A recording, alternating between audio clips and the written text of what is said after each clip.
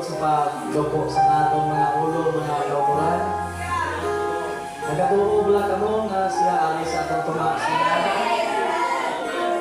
Nagatuo lang kamo mga kaukuran nga siya amo nakakilala. Siya amo isa nga labi nga nakakita, nakakilala sa atong kagsakando.